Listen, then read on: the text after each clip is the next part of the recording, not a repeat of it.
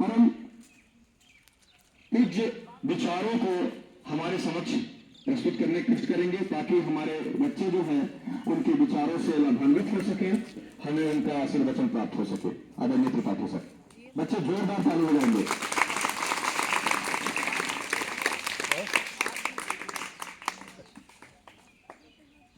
भारत रत्न भीमराव अंबेडकर जी के पुण्यतिथि के आज अवसर पे कोटि कोटि नमन। बच्चों, आज जिनकी हम जयंती मना रहे हैं वो गौरवान्वित का भी क्षण है कि हमारे बीच, हमारे ही प्रदेश के इंदौर के बगल में मऊ, वहां जन्मे भारत रत्न अंबेडकर जी, जिन्हें हम संविधान सभा की अध्यक्ष भी कहते हैं, जिन्होंने संविधान का निर्माण भी कराया था। आज पूजनीय, उनका एक ही कहना था कि अच्छा दिखने के लिए मत जियो। बहुत गूढ़ बात बता रहा हूं। उनका एक ही उद्देश्य था कि अच्छा दिखने के लिए मत जियो, अच्छा बनने के लिए जियो। और हर व्यक्ति को इस आचरण को अपने ऊपर लाना चाहिए।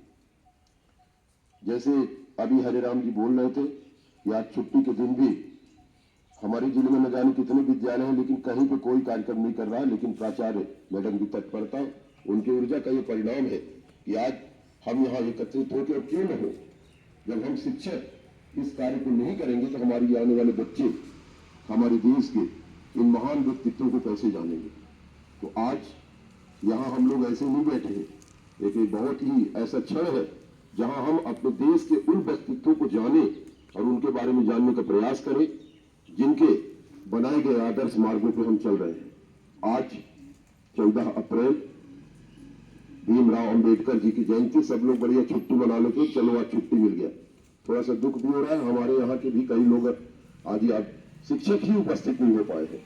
अब इतनी बड़ी भी नैतिकता अगर जिनमें नहीं होगी तो अच्छी बात नहीं होती है। ठीक है, खैर नहीं आए तो उनका इच्छा है अपना, पर बच्चे हरदम अपने जीवन में जो हमारे महान व्यक्तित्व हैं उन सभी का अनुसरण करना चाहिए और आगे बढ़ना चाहिए। तो आज एक शपथ लेने का समय है, एक ऐसा समय है जब हम यहाँ पे अंबेडकर साहब के जो बनाए गए नीति निर्धारण है, जो संविधान है, उसका पालन करते हुए इस राष्ट्र के विकास में हम अग्रसर हो। इसी उम्मीद और विश्वास के साथ कि हम आज से ही अपने मन में परिवर्तन करते हुए अपने अच्छे दिखने के लिए नहीं बल्कि अच्छे बनने के लिए हम आगे का कार्य करेंगे, पढ़ाई लिखाई करेंगे, आगे बढ़ेंगे। धन्यवाद। जोरदार तालियों से सर का अभिवादन करेंगे।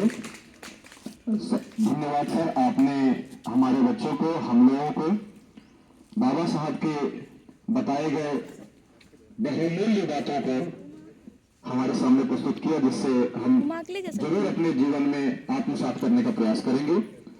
अब मैं अपने विद्यालय के वरिष्ठ शिक्षक, और मैं कहना चाहूंगा कि जब बाबा साहब की बात आती है तो अनुशासन की बात अपने आप मन में आ जाती है। और मुझे जहाँ तक जानकारी है, मेरी सेवा मात्र 17 वर्ष की है और यहाँ 5 वर्षों से पूर्व भी मैं इस विद्यालय से जुड़ा हुआ था।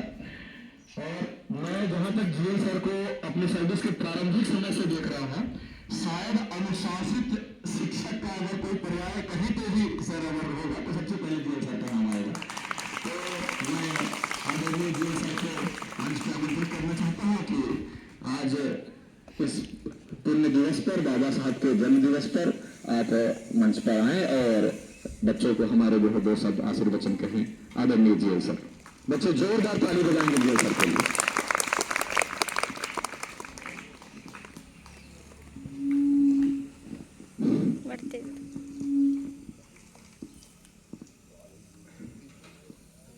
आज के कार्यक्रम में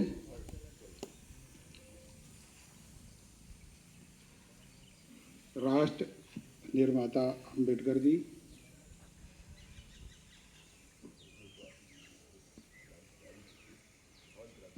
आज के कार्यक्रम में आदरणीय प्रिंसिपल मैडम, शुक्ला जी, त्रिपाठी जी और समस्त शिक्षक और प्यारे बच्चों, यहाँ पे जो आपके सामने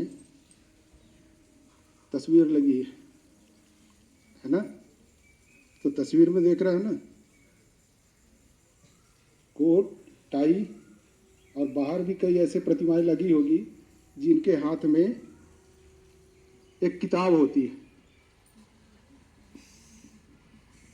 है ना। इनका जन्म आज के दिन, आज कौन सी तारीख है, 14 अप्रैल 1891 को मऊ, जो इंदौर के पास है, वहाँ इनका जन्म हुआ था। और इनके पिता क्या थे, एक सूबेदार थे। उस समय हमारे यहाँ अंग्रेजी शासन था,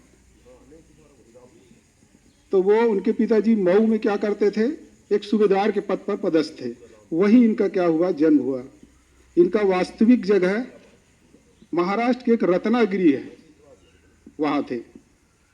जब इनका जन्म हुआ तो भारत में समाज में कई तरीके की बुराइयां थी, और उनमें एक बुराई थी जाति की।